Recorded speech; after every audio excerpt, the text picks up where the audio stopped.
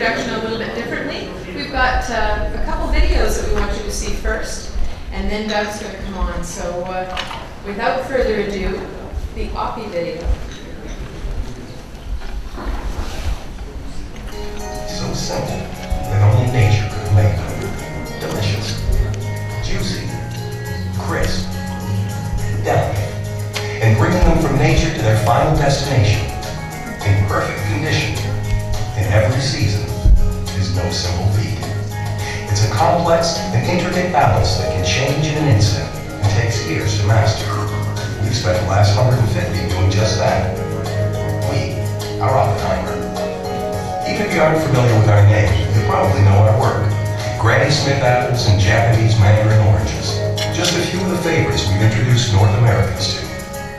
Today, we're their source for over 100 varieties of premium quality fruits and vegetables from over 25 countries, available anywhere on the continent, any time of year. But it's more than that. Our customers and grower partners expect the world from us, and we deliver. They know they can depend on us. We've got a solid foundation, over a century and a half in the making, and several lifetimes of expertise in the global produce market. Essential in an industry where nature calls the shots, and the only constant is change. It all started in 1858, when four Oppenheimer brothers followed the gold rush north to British Columbia and opened a wholesale provision store. They built their business on simple values, the strength of a handshake, and keeping their word. But their view of the world was anything but simple. They saw a marketplace with no boundaries and formed international partnerships. One was with growers in Japan. The founders built their business by keeping their eyes on the future, being first in quality, selection, logistics, technology, and innovative new varieties. But also by building relationships. Today, Oppenheimer has ongoing partnerships that outlive our oldest employee. One with the Japan Fruit Growers Cooperative has lasted more than a century. With New Zealand's finest growers, we introduced Granny Smith in 1956 and followed it up with Royal Gala, Braeburn, Pacific Rose, and Jazz, as well as Zespri kiwi fruit. In the 1960s, we made summer always in season by launching one of the industry's first winter fruit import programs from South America. The founders knew that a supply chain is only as strong as its weakest link. That's why we're involved in every step, from planting, harvesting, and packing, to storage, transportation, and final delivery. We lead the industry in technological advancements, such as e-commerce systems, sustainable packaging, food safety, and quality standards. We're a key player in groundbreaking traceability initiatives, participating in the development of the first set of standards for the fresh produce industry. With GS1 barcode technology, we can trace back items at any point in the supply chain. And because the nature of our work is literally planted in the earth, we're committed to doing business in ways that respect the environment and enrich the lives of those with whom we interact. The traditional values of our founders live true in our business today. Our growers know they can trust us, that we will go above and beyond to act as true partners while representing their business and products. Our customers know they can depend on us to always take that extra step that turns a purchase into a partnership. We act as full-service marketers. For our growers, marketing their brands as well as helping them develop import and export strategies. For our customers, helping them plan and execute the right variety mix and promotional campaigns for the upcoming season. Our category experts analyze and track demographics information and purchasing trends, giving variety-specific insight into target audiences and regions. And we market our own brand as well. Today, we supply retail, food service, and wholesale customers across the continent with a wide selection of premium quality favorites and exclusive specialty items, available 52 weeks a year, from more than a dozen offices located around the globe.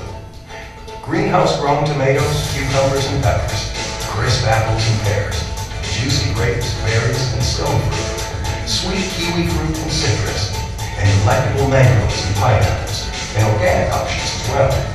All delivered from a sophisticated global network of the world's best growers, using world-class technology from a world leader in the industry with a world of experience. What can you expect from us? Well, the world, of course.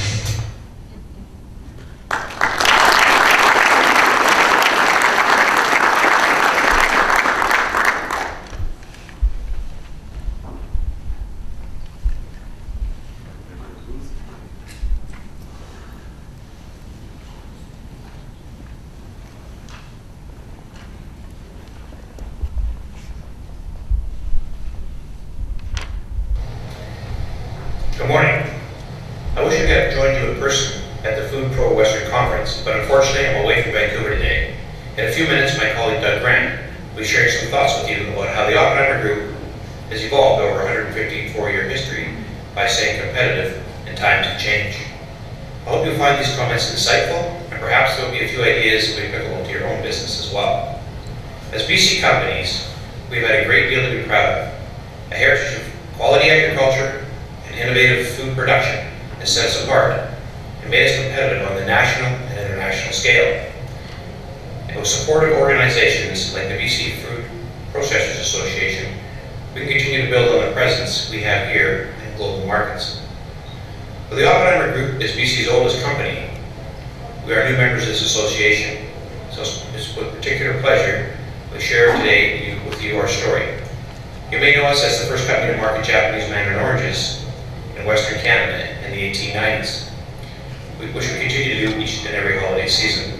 Our partnership with BC Tree Foods spans back to the 1930s. Our relationship with BC greenhouse vegetable growers goes back over 60 years.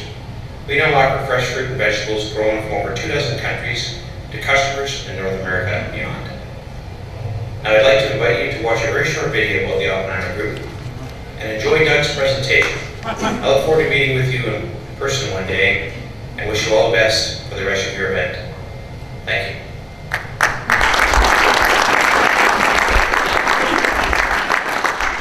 John didn't know that Doug and I had changed it up a bit. Well, Doug Grant has extensive experience in information systems management.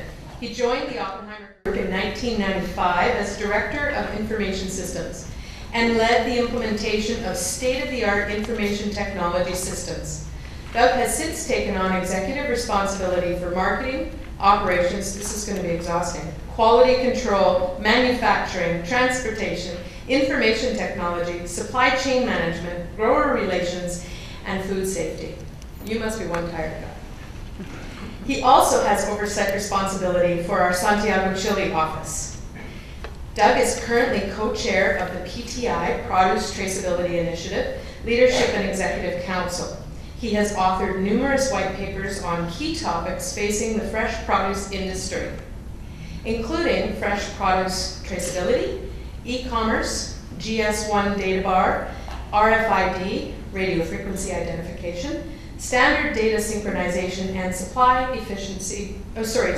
chain efficiencies. Among other education credentials, he holds a BBA and an MBA from Athabasca University in Alberta. At the 2004 Canadian Produce Marketing Association Convention in Calgary, Doug Grant received the Packers Produce Man of the Year for outstanding contributions to the fresh produce industry. Ladies and gentlemen, the Produce Man of the Year, Doug Grant.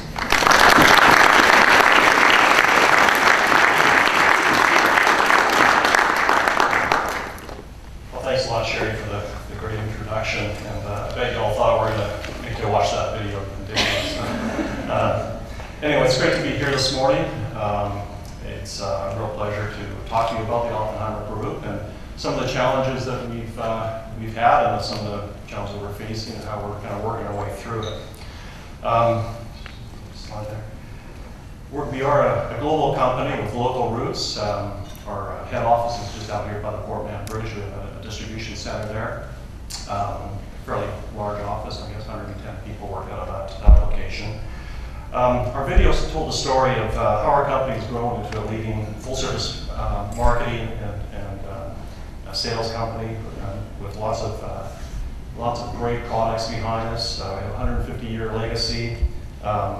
We've stayed very competitive during very difficult changing times, but we've enjoyed a great deal of success over the last little while. So I'll talk to you about how we've done that. We have a great reputation in the industry, very results, and a reputation for strong integrity. Over the last 13 years, we've had the recognition of one of the top 50 best managed companies, or privately owned best managed companies in Canada. The last 3 years, we have the platinum status on that, so it's a great thing for our organization. Let me talk about our real passion, and that's our growers. We have strong relations with growers that go back well, the earliest would be the Japanese importing member Norns back in the 1890s when they started, but many other growers have had decades of business relationships with us. What we attempt to do, or try to do the best, is try and provide 12-month-a-year supply of all the different products that we have. And that, the way we do that is starting from, say, South America and working our way out through different countries. Our large supply sources are South America, New Zealand, the United States, and Canada and Mexico would be the big ones. Seen here, you've got some, or just in the back, cherries from Oregon, New Zealand apples, peppers from Mexico, and what else we got there? Cucumbers, peppers from BC here, local greenhouses. And we've had really great working experience with BC growers here with greenhouses over the last 30, 40 years. Most recent would be Sun Select and Origino over the last, say, 5 or 6 years. Just to give you an idea of the scale where we operate at, last year we handled about 37 million cartons of products. That's about between 1.5 to 2 million individual pieces of fruit. So that's a lot of product that goes through our system. Business is really high volume, but very low margin, high risk reward.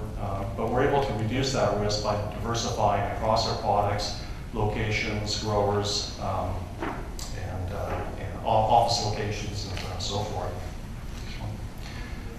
Earlier you met with, or got an introduction from John Anderson, our chairman, president, and CEO. About 20 years ago, as he took over that position, he really reorganized the company, had us focusing on some of these key areas that you see here, being vertically integrated with growers, everything that happens from even the growing itself, where we provide expertise all the way through the supply chain, all the way through to retail. So we're kind of involved in every step of the way, including financing growers when they need it. Next slide. To give you an idea of our footprint in North America, this is a map showing our primary locations in orange there, our secondary locations in blue. The primary is where we have the bulk of our product stored and for cross-docking and distribution out to retail. The smaller ones are more, they could be repack locations or smaller locations so we can get closer deliveries into customers. You could overlay another 12 locations being our offices, and then several more locations being where we have operations, say at peer locations for shipping, airports, border locations, that type of thing. So we've got a lot of different locations. This is an example of one of the locations we're at out on the East Coast, Manfredi Cold Storage. It's about 20,000 pallet locations. We have about 50% of that operation. So we've got a large team out there. We have a few more similar to that in size. Some of them are like football fields. Some of the work we do is rather than just bringing straight product in bulk, which we do a lot of that. We also have a kind of a manufacturing operation, probably 4 or 5 locations that we have these repack or manufacturing centers out where we take product in, repack it into more value-added packs for consumers. You see a few examples here. The grab-and-go kiwi bags. You can also see some grab-and-go grape bags, high graphics. We do a lot of the clamshells, mesh bags you see over there with the citrus, flow wrap, a few other types of areas. So the idea for us is to be make it easy for the consumer. Grab-and-go bag, something fruit that's easy to work with for kids, easy peel oranges, for example. Really focusing on preserving the freshness of the product, getting it through the supply chain quickly, and food safety, which the packaging does help out with that. We feel that consumers buy with their eyes, therefore the graphics are really important. The repeat business is with the taste, flavor, and the touch, and so forth. So we have to focus on all aspects, getting the consumer in to buy it, and then the repeat business after that. Next slide. To give you an idea of the journey we've had over the last 18 years, we've had pretty close to a 7-fold increase in our business. But from about 2007 to 2012, our business is kind of tailored off a bit. You see it at kind of the top end there. And part of that has to do with the global economy, or just overall economy. People, not buying as much fresh fruit and vegetables, tending to go to more of the center store, buying canned goods, that type of thing. So the consumption overall of fruit and vegetables has been fairly flat. We're hoping to see some improvements down the road. But from what we know today from business that we have planned, we're expecting another big jump in our business from the 2013 to 2016 timeframe. So during this last few years, we've really focused on restructuring our company, getting our efficiencies in order, working on our IT systems, all the things that that we needed to do to kind of position ourselves for the next level of growth. Here's an idea of the flatness that we're kind of seeing out there. For the main products that we're in the U.S., we've only seen, this last year, about a 4% increase in prices for the consumer and about 4% less volume through the point of sale. So, there's definitely a relationship there between the price and the pounds, but a little concerning that we're not seeing. Everyone talks about the nutritional, benefits of fresh fruit and vegetables and desire to live healthier lifestyle. We're just not seeing that. We're seeing it fairly flat. I'll talk to you a bit more about that here. So the good news is Canadians are consuming about 87 pounds of fruit and vegetables per year per person, which is a lot better than American counterparts at 54, 55 pounds. Again, consumption's kind of flat.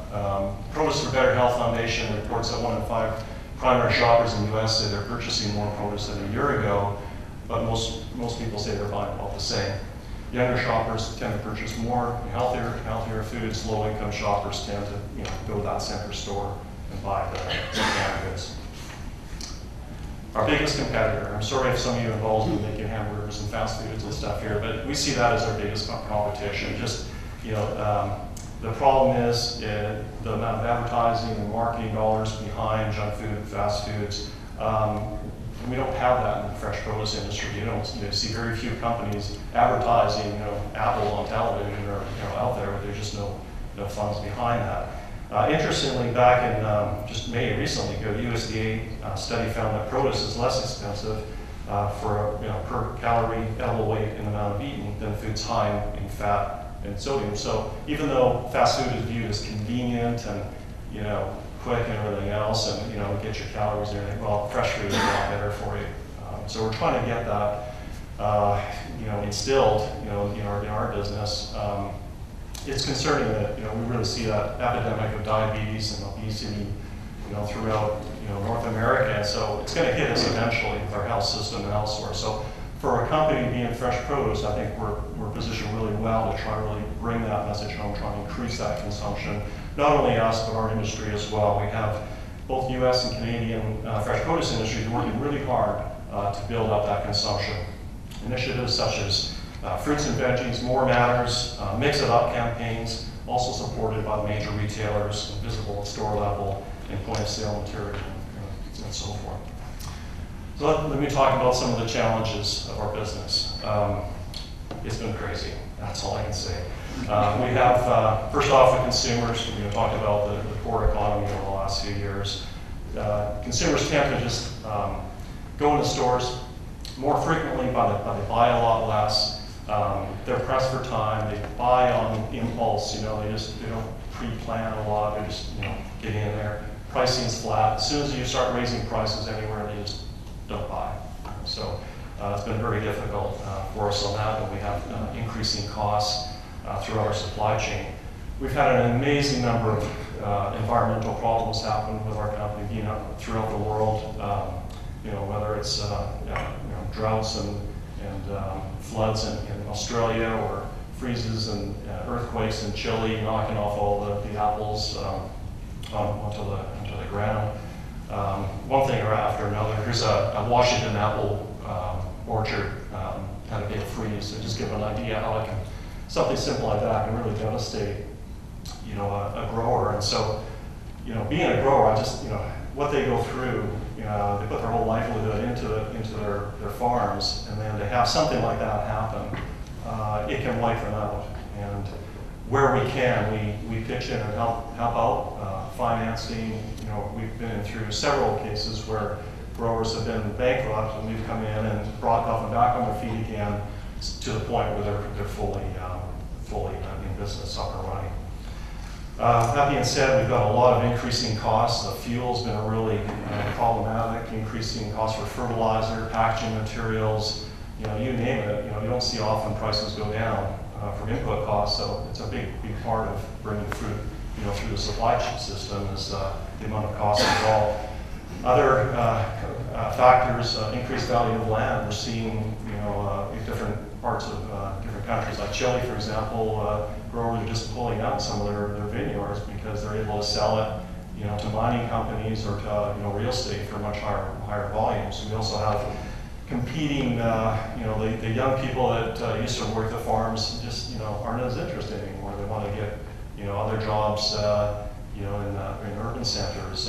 In Chile, for example, we've had lots of situations. We just can't get farm laborers. They're off. The mining companies offer them 5 times their salary with no experience whatsoever to run some piece of equipment. So, you're sitting there with crops, sitting there with no one to farm them. They end up, grapes that end up going to raisins, and it's not a very profitable venture for the growers. So a lot of issues we see now and going forward on the labor front. Also difficult to get migrant workers through. Whether it's other countries like Chile or the United States bringing in migrant workers, or even Canada bringing migrant workers in. It's difficult. Nobody wants to work at the wages that are being offered, and it's a real issue to get the product off the ground. Government regulations and industry requirements. It's just a daunting set of issues that we're faced with. I've kind of lost track of how many different food safety, social responsibility, sustainability, and other audits and programs that we have. It's for a grower that has to is marketing or exporting worldwide, they might have 10 different audits from retail, government, and so forth. So it's quite a daunting thing to get through. Traceability is also a big area. We've had issues in our industry with food safety events that whether it's salmonella or other issues, and we've had a lack of confidence, I think, from our end consumers about the safety of food, how quickly we can recall, how quickly we can identify the source of the problem, how quickly we can withdraw and trace back and trace forward.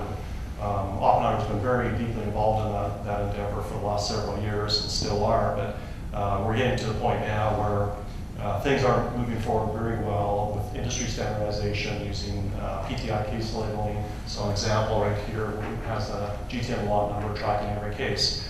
For us, with close to 40 million cartons, that's quite a challenge. We have 400 odd pack houses that have to be updated, and a lot of equipment, training, and so forth that we're involved in helping guiding our growers with that, as well as our own repack centers. Farm labor immigration restrictions, an issue. Border protection is getting more and more difficult. It's almost like they want you to just turn away from the border. It's getting so difficult. FDA, Food Safety Modernization Act, is coming up in the U.S. That's going to make it more difficult. What we're finding is a lot of regulations were written in the past, and now, for whatever reason, they're just tightening up on those regulations. If they used to have inspect one carton on one pallet for every truckload, now they take the whole truck aside and do inspections, very extensive inspections. So it's a problem, it's getting through borders. Sustainability is another big area that our industry needs to focus on. Carbon footprint is a big area. Social responsibility, stewardship of the land, clean water, ethical trading, those are all things that we're deeply involved with. We'll talk about it in a few more minutes. Overall, though, the point I'm trying to make here is there increased margins. I wish there were increased margins, increased costs, so that margins are just flat. It's just a lot of growers, a lot of companies in our business are just in survival. They're just trying to work their way through it, get efficient, and move forward.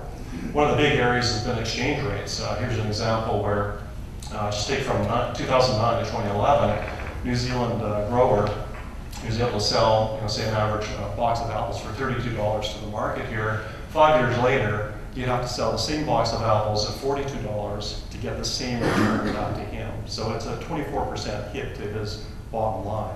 Things are improving a little bit now in the last year with exchange rates. So it just gives you one idea of one thing like exchange rates can just hurt you. Next slide.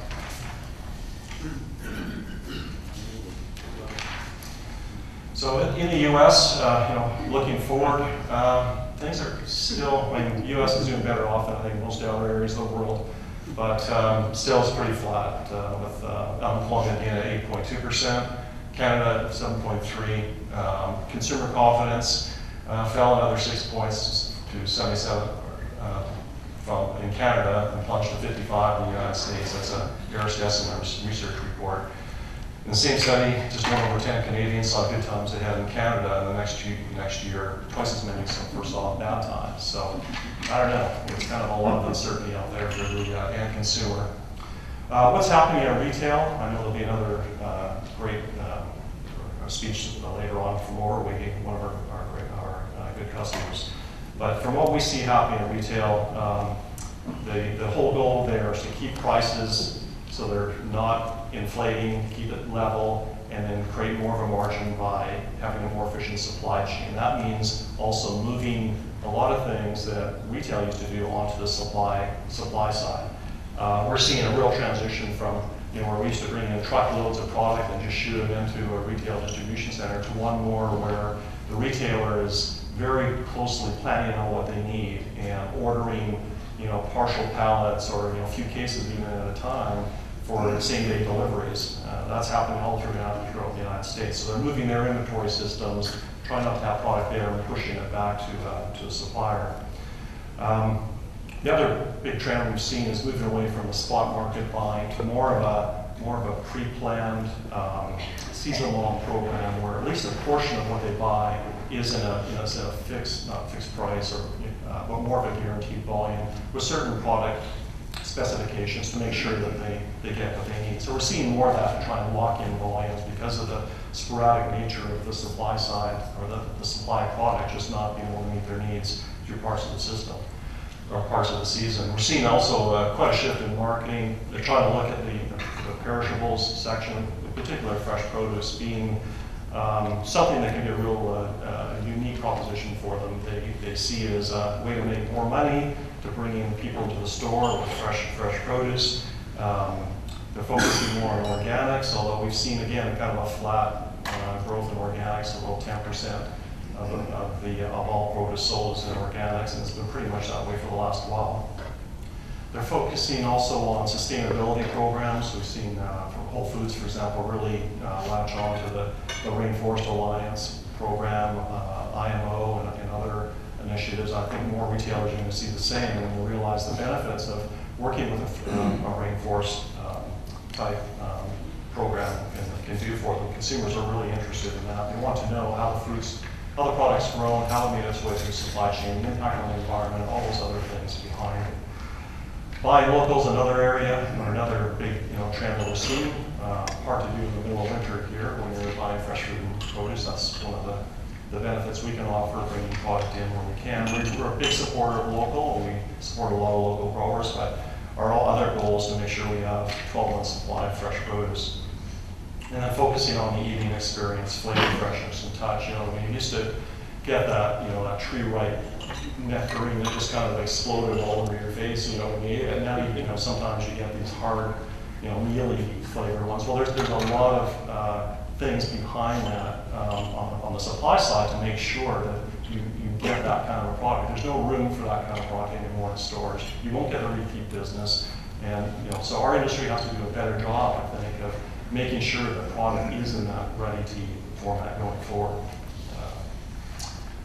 So our areas that we, I think, have an advantage on, I'd say the most important thing with Oppenheimer, at least in my experience for the last few years, has been our ability to adapt to this volatile business around us. I mean, we've had so many things come at us, but our ability to tackle those challenges every day.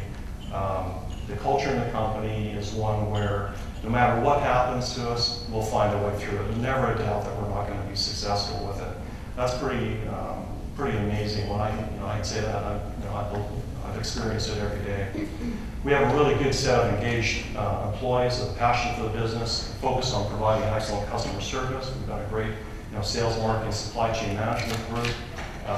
Technology and innovation is at the forefront of what we do, enabling speed, flexibility, capacity to grow our business, and we've got a great strategic and operational planning process.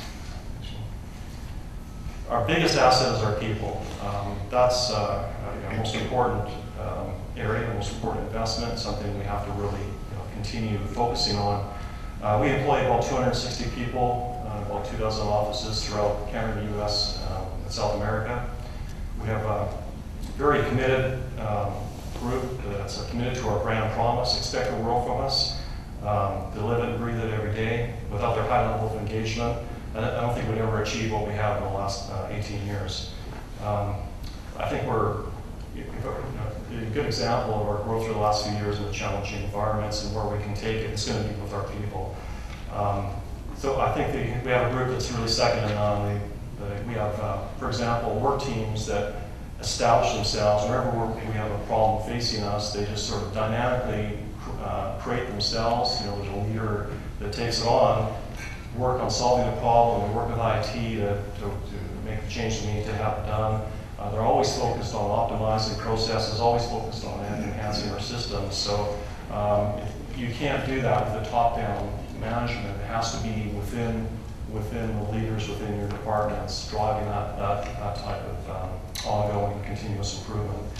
So I think we have something very special. I think there's a few other of our competitors I think have really match our ability to handle the changing business environment, innovate with new technologies, and execute the plan. I think we've got something really great there. Our model is pretty simple. Treat staff fairly and with respect, give them opportunities to grow, provide challenging work, foster a team environment where they know that their contribution will make a difference. So every day when people come into work, it's what they can do that day to make a difference. And, it's a pretty powerful thing when you get a lot of people working together in the same track as that. We've also got a great internally called OppiU University. It's where we train our up-and-coming leaders for all kinds of leadership and management skills, learning about the business, and it's been a very, very good thing internally for the staff to get through that. It's a year program, and we've had some really great reviews from staff, and we've seen the difference it's made to our organization. Next slide. So our overall, one of the other big advantages we have is just that economy of scale and being well diversified. The problem getting this in one area of our business will be offset by another positive that happens in another area of our business. So, one minute we're handling a bankruptcy situation, next minute we've got another great deal happening somewhere. So it's really exciting for us. Tying everything together is our in-house IT systems. You don't hear too many companies building and maintaining their own IT systems, especially in our industry. A lot of people buy, the CAM programs. We see it differently. It's been a way where we've been able to really turn on a dime when we need to tackle all these things coming at us. It links together all of our trading partners, from the grower to retail customer, all of our supporting vendors, provides the tools that staff need to succeed. Over the last 5 years, it was completely redeveloped to new state-of-the-art technology. So it's been a really great thing for us to know going forward that we've got those type of tools that we can grow our business with. We have about 300 e-commerce trading partners. We do close to 2,000 EDI transactions a day, so we're very tied in with the e-commerce side of it, both from the full order replenishment side and the distribution across all of our retail customers and suppliers and cold storages. All our offices are online. We've quite a few growers that are using our pack house systems that are again fully integrated to our main system. We have close to 500 users at a time that are paying away transactions. Total customer orders, about 107,000 a year. So at any given time, we've got about 350 trucks on the road throughout North America. So it's a pretty interesting logistics chain when you get into it. Moving product from grower to retail, or grower to storage, or from a port. We've got trucks all over the place. Another thing we have is technology for our growers that can all be online with us, checking out sales, sales, inventory, quality control, anything they need to see online. We're very transparent with them, show a lot of detail. All of our transportation companies that we work with, they have online access to our transportation portal, so any load tender we do, tracking product, everything else, that's all fully online.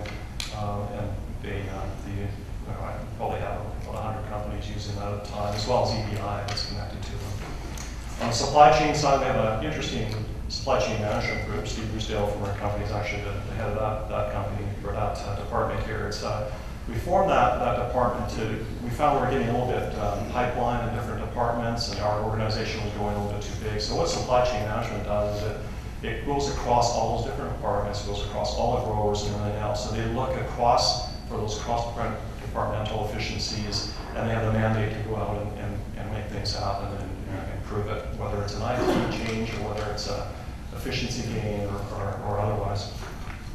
On the transportation side, we've recently added the capability to take on other third-party business. So our goal there is, by that I mean other products other than our own products, we're able to handle that with our transportation. Our goal there is we want to make sure trucks are filled, to maximum. We don't want trucks half empty running around the country.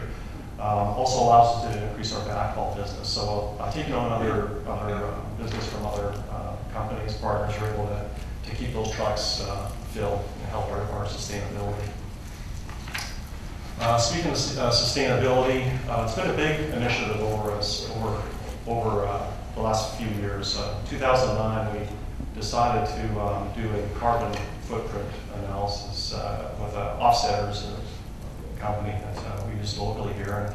And it was quite an expansive undertaking, tracking all the marine and rail, trucking, cold storages, all the refrigerants and other areas of our business. And we decided from there that we're going to make a real effort to try and improve our supply chain. We set a target of 5% of reducing greenhouse gases throughout all of our growers throughout our entire supply chain. So we'll be measuring that again next year. And we're making some really good progress with that through our optimized transportation network, through more efficiencies in our warehouses, working, for example, locally here with DC Power Smart on our distribution center here in just out the way here. So it's been best practices there on sustainability. We're going to be making sure that we're rolling that out across all of our locations. And whenever we have a best practice that we have in one area, we apply it across other areas of our business. Another big part of sustainability for us is, I mentioned before, working with Rainforest Alliance and fair trade programs. These are programs that ensure farm workers that they're fairly paid, that they've got money going back into social programs that are improving their schools or giving them scholarships for their education. There's quite a few numerous things that are involved here, but it's a way to make sure that money goes back right to their to where they are. Stewardship of the environment is another big piece. Growing practices, clean water, greenhouse gas emissions, that's all part of the Rainforest Alliance and fair trade program. So look for those symbols when you buy fresh produce. I think it's an important thing that we can help contribute back to the growers. Internally within Oppenheimer, other than our supply chain, every office has champions that we look at how do we improve within our office. We had an example, a year ago where I looked down in our IT department and taken all their garbage receptacle wheels, piled them to the ceiling, took a photo and sent it out to the rest of our office saying, okay, we've centralized all, we're recycling everything's composted, we've got one central garbage, and we're really cutting down on that. Well, that's just sort of one little thing, but you have to, if we're going to do this as big as a company, everyone has to buy into it. We've got other offices that are adopting a beachfront or part of a highway, or it goes on and on. So it's a way of, if people buy into it themselves, they'll also really buy into with the company and what we're trying to accomplish. I think sustainability is one of the big things we can do a great job with in the next few years. It'll be a big focus of ours to have a greener supply chain. So one thing we do know, we really need to prepare ourselves for managing our way through this even more kind of chaotic business environment going forward. I mean, just things we see going forward are going to continue to be challenging. For Oppenheimer, what that means is we need to really focus on what we do best, managing our fresh produce supply. That's what we're good at. Anytime we get outside of that outside of the perishables or outside of anything else, we just fail. It's a miserable situation when that happens. So we're going to focus on what we do best, ensuring that we maintain our excellent staff resources, building resiliency into our operation so that, again, one area we get hit by one area, we're not able to recover quickly. Embracing change, don't ignore it or try to run away from it. Meet it head on, adapt to it quickly, or it'll overrun you. Right? So that's a big part of what we need to do. Fostering leadership in all areas of our organization. I think I talked about these dynamic work teams that start out. We need to really continue fostering that type of thing that happens there. So thanks very much for allowing me to talk about Oppenheimer and things that we've experienced, what we do as a company, and thanks very much for your time.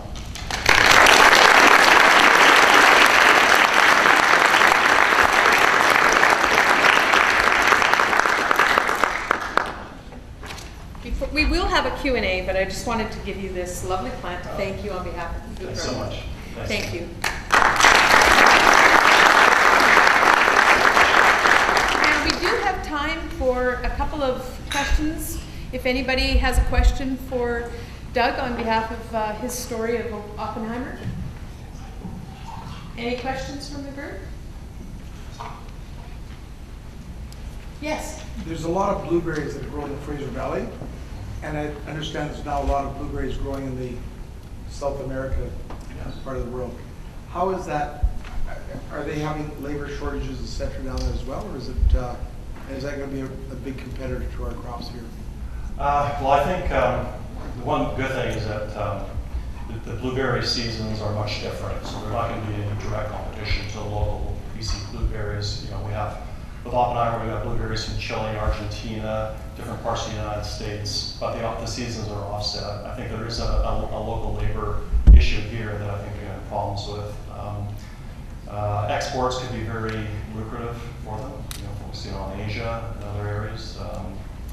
We do work with local BC blueberries here as well, and I think it's got a lot of great potential, a lot of good growth. It's a very healthy product, extremely healthy. And so something very, very desirable, I think, by a lot of retail. So the key is it's very perishable, how to get it through the supply chain as quick as possible, and looking after all those aspects. But because it's so tiny and hard to work with, it's a real, labor-intensive product to work on. But so hopefully we'll do well. Anybody else? Yes, Eva. Yes, with your global sourcing, do you rely on the third party to certify the quality, or use your own team? Yeah, we have our own team of quality control staff. We have probably 60 odd people, and we have we could third party. I think we're one of the few companies that have our own quality control staff. Most people have outsourced companies doing that, and the reason we do that is we like to see that expertise built internally year after year, the teamwork, the buying into the Oppenheimer, the culture, having to work within our organization, and because QC is so tightly integrated to all other areas of our business, anything they do in QC rolls directly in, and whenever they're inspecting product, rolls into our IT system. So we need to have a great reliance on them. So we decided to stay with our own QC. And we also have agronomists, in the field that are checking different growers' products, as they're, getting ready for harvesting or packing, and checking the quality, that type of thing. The provincial government has an action plan to grow its agricultural sector from, $10.5 billion this year to $14 billion 5 years out. I mean, that's a huge growth of $3.5 billion. I'm curious to know if, from your perspective, do you have a sense of which commodity, produce, or vegetable products are going to contribute to that? Which ones have the potential today, or which ones should be fostered and promote? Yeah, I think the big ones, the best market, other than the US, is the Asian market for exports. Other than the local consumption. We saw, consumption locally, it's going to be flat. So if they're going to grow that much, it's got to be in exports. The best products for that out of British Columbia would be cherries, apples, the blueberries we talked about. Some of the greenhouse would be great. We're sort of exploring that, some of the peppers and cucumbers, but just given the duration for export, it's hard to, if you're going outside of North America, that's a hard product to work with. But definitely those other products would do very well. Probably the best growth I see for that. We have time for 2 more questions if there are. Okay, yes. I was just curious about, it's clear that you sell both in the Canadian and in the US market. And, looking at the map that you put up, there was a lot more dots on the US map. I was just curious about the sales volume, what it is. And I think I read on the website that it's about 500 million. And how much of that is in Canada, how much of that is in the US, and which of the two markets, how you see the two markets behaving towards the future, which one you're prioritizing, what kind of strategy you're using? Sure, yeah, you're right. It's about 515 million in sales, something like that a year. It's population based. 10,000 people in the U.S. So that's where we focus the bulk of our locations and stores and everything else. I think for the future, I think because Canadians tend to eat more fresh fruit and vegetables. 80% of all fruit and vegetables are imported in Canada. So our goal, I think, is to focusing on Canada. I can't say we really differentiate between the two countries. They're both for us equal. It's just the amount of demand that comes from them. And then we also export to other countries, South America, Asia, South America, Europe, and those U.S. to different countries. So, but the bulk of it is in North America, where we're focused on the retail, the top retailers, the top food service. Those are the main companies we work with. Yeah. Great. One last question. All right. What's your biggest global cold chain challenge? Sorry, what's your biggest global cold chain challenge? That's a tough one. Yeah, that's a good one. I think there's just so many of them.